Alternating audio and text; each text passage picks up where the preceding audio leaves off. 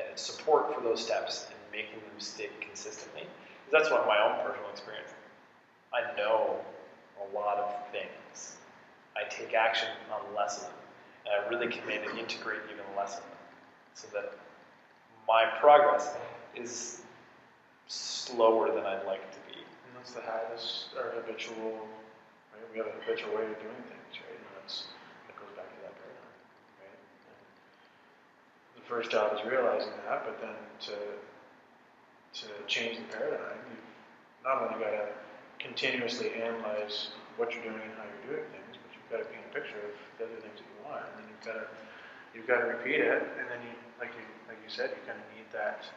You need that support. You need that help. You need, the mentors, the people that have been through it to say, just as silly as it sounds, keep repeating what you want, and keep taking action in that respect, and eventually, that thing that was originally difficult for you to do and implement now becomes your habitual way of doing things.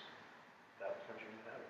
Back to the start of the conversation, and maybe earlier on, we were taught that we had to control the program, however we wanted to react to things, however we want to think about things, and you're programming yourself all the time. It might be easier for me to take that on and not feel overwhelmed by 1,000%. Oh my God, I got to do this all the time. I got to do this all the time. If you appreciate the program, it's the same keystroke. It's the same keystroke. That's how you get the program to continue on. You got to hit the same keystroke all the time. Otherwise, the program doesn't run. If I could take that in, I think it would make it easier for me to appreciate. Okay, I've got to hit this button a bunch of times, and run this program a bunch of times before anything changes, before the program completes itself, and I'm evolved somehow or changed, and I can look for another direction. But even as you're describing it, I can feel my hesitancy, I'm going to say that how many times?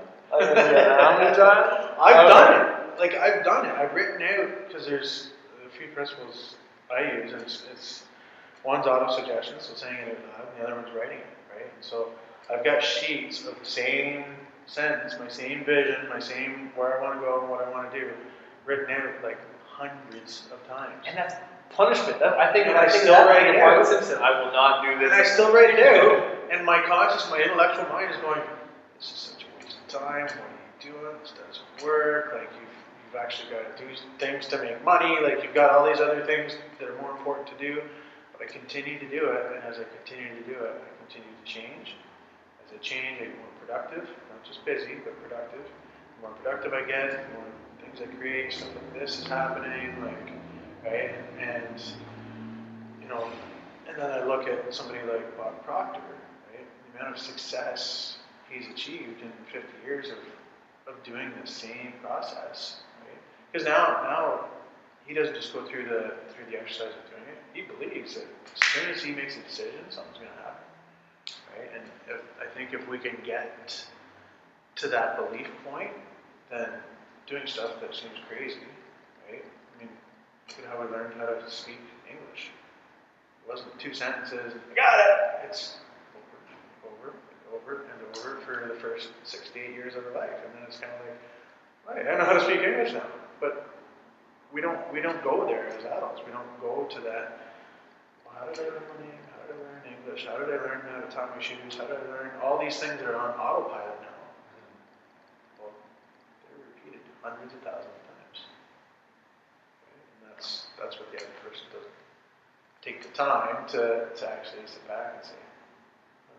So have you seen or come across, yourself experienced that a childlike wonder and excitement about that repetition of tasks? When the results start to show up, yes. Yeah, that's what I thought immediately too. Holy Once crap. they get it, it's that gap. So there's always going to be that gap. Well, it's when if you look at any change, it's really messy in the beginning, it feels almost impossible in the beginning. It's messy in the middle because you revert back to the old way of doing things, right? You get it for a few weeks, and then the paradigm, the old habits show up, and you go back and do it. Then you get inspired again, and you do it again for a few more weeks, and then you go back. But once you get the new habit, it's beautiful. It's wow, life just keeps getting better and better. But it's that initial overcoming that initial inertia. It's like taking a week off of training or work, even, right? It's like, I don't want to go indoor. I don't want to go. Once you overcome the initial inertia, inertia is just back in your impressing that upon people, and I get excited by deeper understanding of that inertia and deeper understanding of the processes that happen and the science. I like that edutainment is kind of my thing. I was like, oh, that's cool. I'm excited by myelinate things. I create different pathways, and I nourish those pathways with repetition. If I have different energy and I'm positive around it, those pathways get even more nourished or easier to fire. I get excited. That's exactly it. The geekiness, I like that, and it helps me capture it. So I think about conversations like this and shows like this, what we're building here is a way to bring some unique people in to describe some of these processes differently in their own words and their own experiences, and reflect some of the experiences of their clients and their kind of followers, and how they feel experiencing these things. Because you mentioned way earlier that we can't sense some of these things with our five senses. I think we can. I think we can sense spiritual change and nutrition and mental health and physical health, and I think we can experience these things with our bodies if we're in it enough. I think in my own experience, things smell differently and taste better, and I feel my body in different ways when I'm really in something. You can feel the electricity around you and coursing through you. I think there's But is that a sixth sense, or is that coming in through your five senses? I don't know if you can call it a sixth sense if you want, but that's from our bodies. right? Our bodies are capable of it. It doesn't require some higher power or different energy source. We are capable of noticing and feeling these changes if we allow ourselves and spend enough time tuning this fork, and then allow ourselves to feel some different things with it, to feel vibrations, to feel shaky with things, to allow different feelings to come through and move through it. I think we're capable of feeling a lot more than we realize. And some of these experiences that people have, and a lot of people poo-poo is it's in their minds or some spiritual thing I don't get. That's their body experiencing their connection to others or the world or whatever it is. But our bodies can feel these things. It doesn't need anything miraculous. It just needs more time being in it, and I think this thing can notice way more than we give it credit for. I would suggest that's just being more in tune with spirit. Like, spirit and body are not separate, right? It's just, we get so used to if I can't touch it, if I can't taste it, if I can't see it or smell it, then it doesn't exist, right? And I think, I'd like to at least plant the seed anyways, that what you're suggesting is it comes from being more attuned to that higher part of ourselves, that you can call it spirit, you can call it energy, you can call it source, you can call it whatever you want, but I think there is an intangible quality that we can't, the average physical being can't put their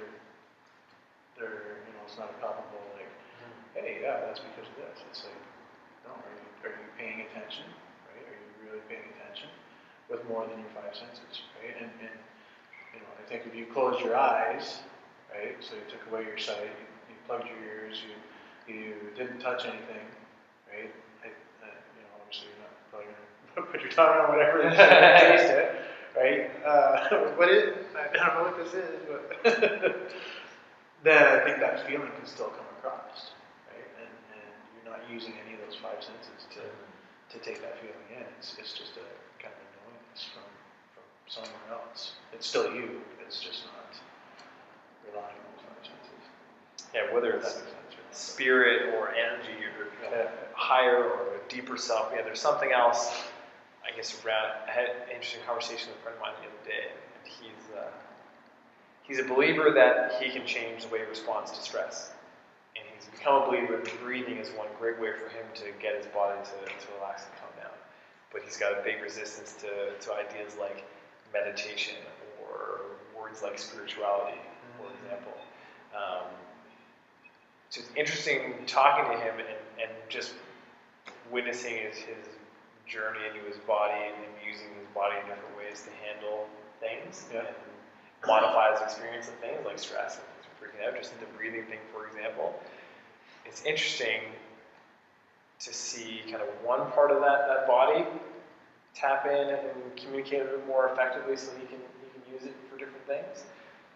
But I remain kind of just fascinated and interested in his resistance to thinking that it's capable of noticing more, and thinking that he's capable of noticing more from others as well. The conversation came around to noticing someone's energy when they come in the room. So he's resistant to that idea. Noticing that? Yeah, he's like, you can't notice someone's energy.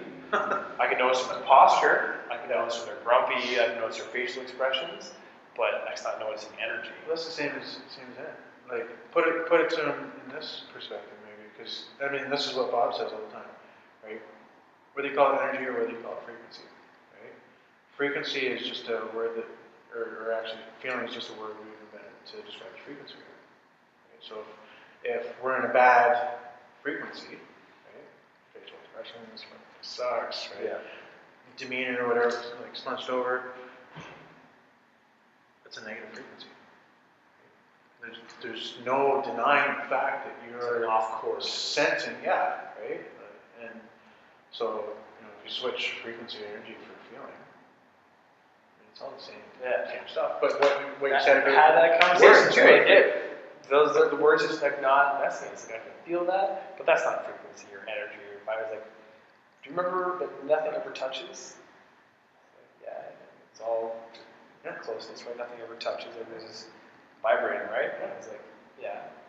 Okay. So, could you not kind of adjust your vibration slightly as you change and do different things? Vibrate a little differently depending on how you're feeling. If you put a lot of tension on things, you mess your vibration. He's like, yeah, well, I can do that, but then you can't sense that.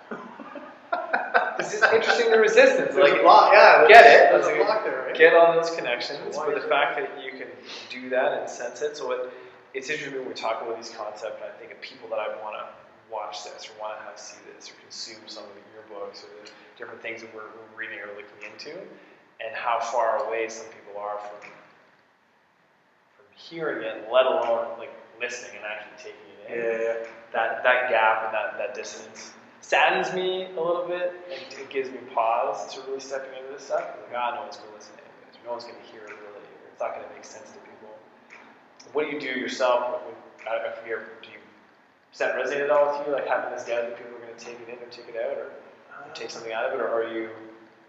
I'm still very like I believe that there's like I said earlier, there's a huge remembering going on. There's a huge shift that's happening, right? And people are waking up all over the world, bargaining for a better existence, and they're looking for something else. And I like to say that I think there are about 4 categories of people. There are people that are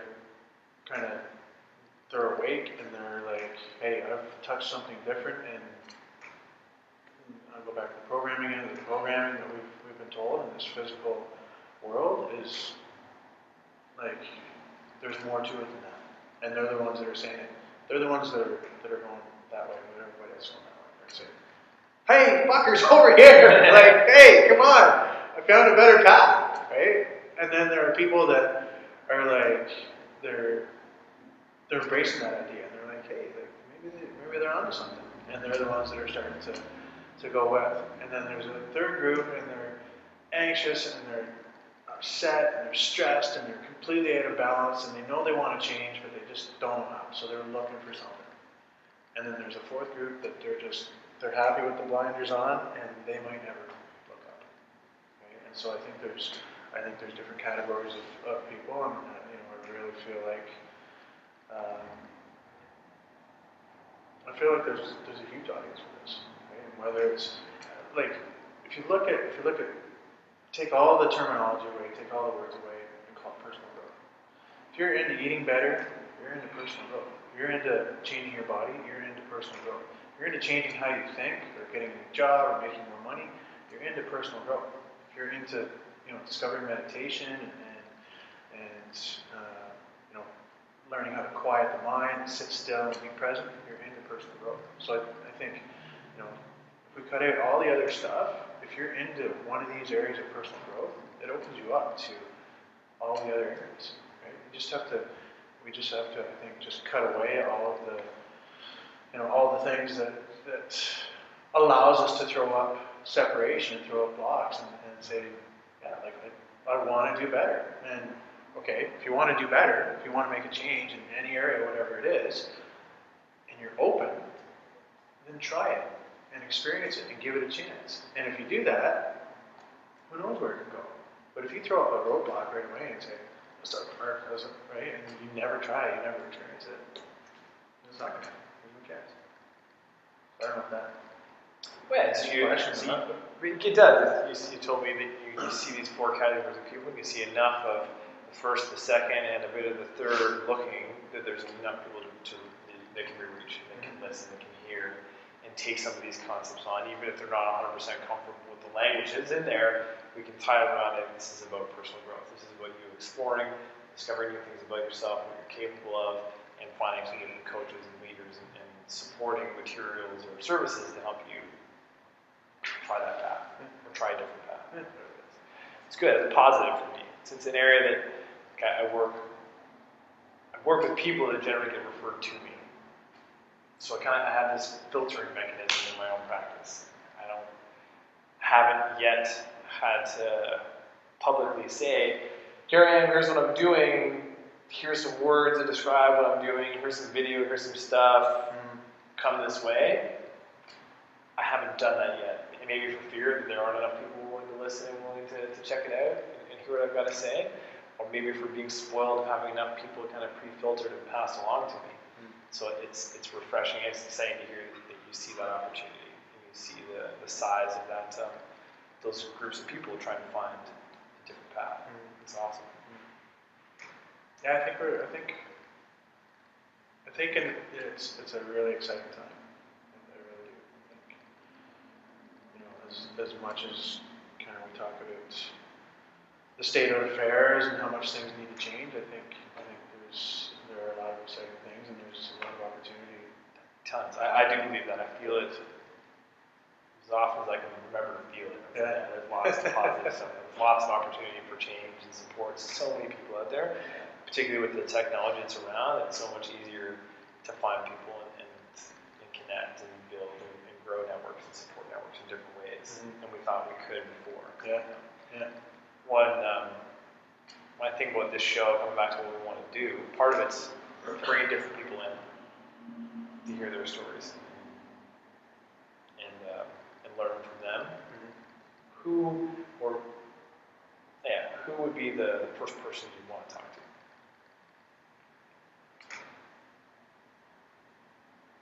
I don't know. I have a couple that. Yeah, maybe it's not three. So it's very reasonable. Well, number one thing's always hard.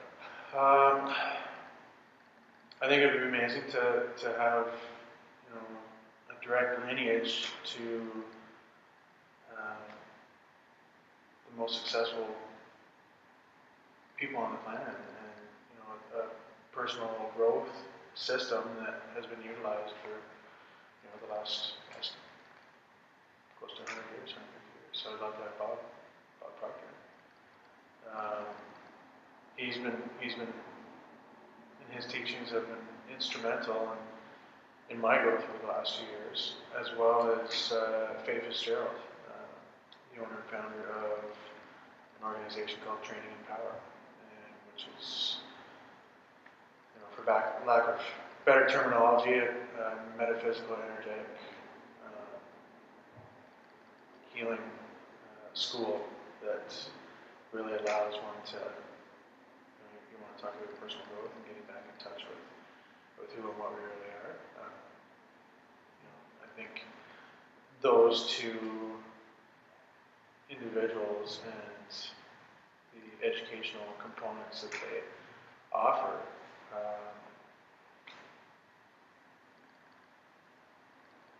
if nothing else changed in the world and just those things were offered, I think the world would change for the better. Cool. So those are probably my top two. That's exciting. It's funny. It's something that I thought about for the last little while when I went, hey, who do I want to bring in? What kind of learning and teaching do I want to bring around? And what would I think would be compelling. People are like, I'm curious what this person has to say about that. And the first one I think of, and my wife's just been fascinated with this couple, is Will Smith. Yeah. Yeah. Yeah. Someone who's been able to achieve success in a variety of different areas. Yeah. And really runs his family very uniquely, very differently, and has a particular way of looking at the world and things. I think he would be really interesting to connect with. Because his experience of the world would be very different. Yeah. And that celebrity status Yeah. thing, I've always had an image that would make things really hard to keep things normal and standing on top of the normalcy of things. So, yeah, that intrigues me. It's really interesting talks. And the other one is Jim Carrey. Same thing. It's just two people who clearly express the value in reading and exploring and learning and having mentors, and they both express a lot of these messages while exhibiting just incredible creativity and flexibility and breadth and what they're able to create and how they can participate in society in a lot of different venues and ways. I think those two seem really interesting to me. A totally different flavor to this topic. Yeah. Because they're people who hopefully express pulling things from each of the four pillars, not being teachers of one of them, but people who've experienced or can talk to how they've integrated it into their lives. I really embrace that. Yeah. That approach. Okay, I'll throw two more in the mix. All right. Russell Brand is another one. Yeah, I saw a really interesting interview with him on Fox News the other day.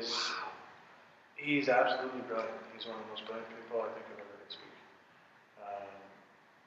So he's another one, and Joe Rogan.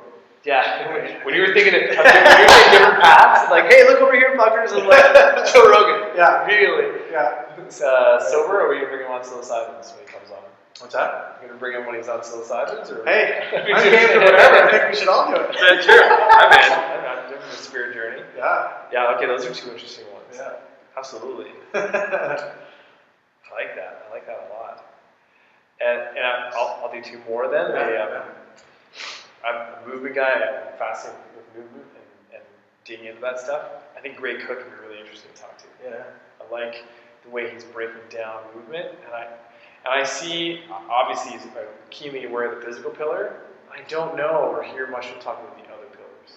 So I'm really curious what a movement guy, like a really self-professed movement guy, has to say about other pillars. Yeah.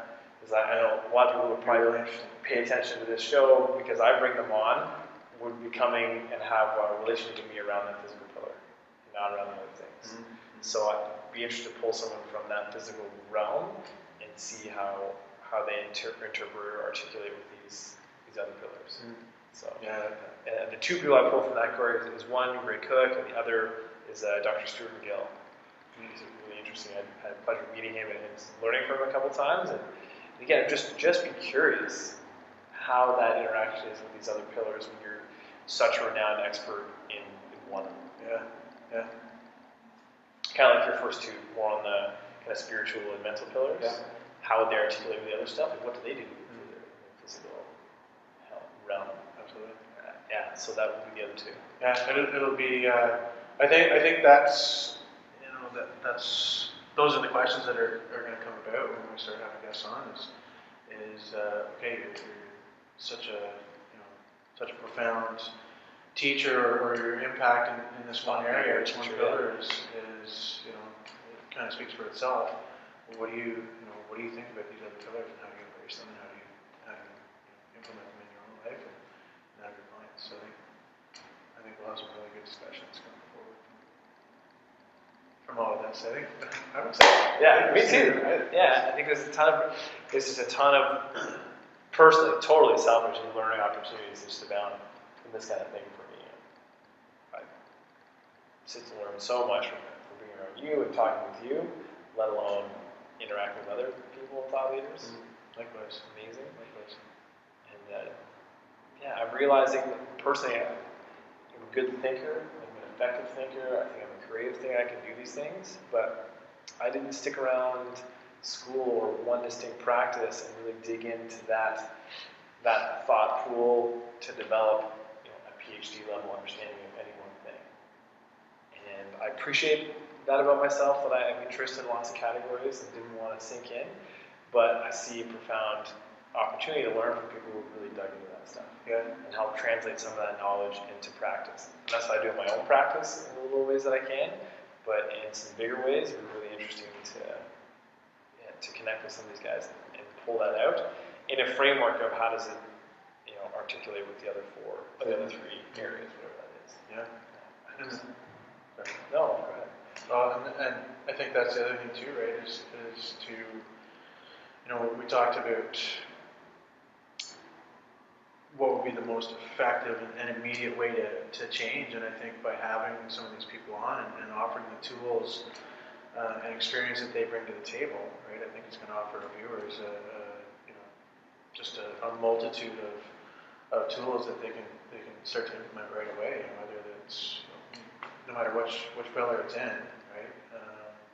So I'm excited about that too. I'm excited about being able to offer people the tools to make any changes that they want to make. Yeah, having that follow-up stuff ready to go for them, so they can dig in right away. Say, hey, if you're curious, here's the book, or here's the support stuff, here's the video series, here's whatever it is, so you can dig in, take action right away. How do we help people stick to it? Because we talked earlier about here's all the exposure, here's all the stuff. You gotta pick one thing and hammer at it, and hammer at it, and hammer at it until it changes and shifts for you. So you own that new changes state and you move on. How do we offer? Is it our job to offer them support? Is it our job just here's some opportunities, here's some access to this practitioners and practices? Do we say, hey, tell us about your journey? Like, do we offer any kind of support, or is it just open the door and then take your steps and encourage people to find other support? I think that's something that we can. I think that's something that we can build into it as we grow. It's kind of the feeling I'm getting. Really cool. It's not something that we have to offer right away. As in, here's like a support center. Here's a messaging center. Here's a Q&A thing. And just let that grow naturally and organically. I think so. That's cool. Because I mean, like you offer a number of different services already, right? Yeah. Offer a number of different services. So I mean, that's kind of that's one way. Right? We and it's Right. kind of already built into the fray. But I think as we add more professionals and more people, I mean, I know 250 certified thinking themselves consultants. Right? So there's hey, you need a coach in that pillar. There's the names. So I think that's something we can build in. Got a juice? It was an hour, so that was about an hour.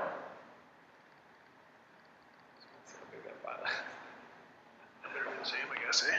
I hope this is still on. Yeah, let's see if that even kept going. Oh yeah, 5 gigabytes, there you go.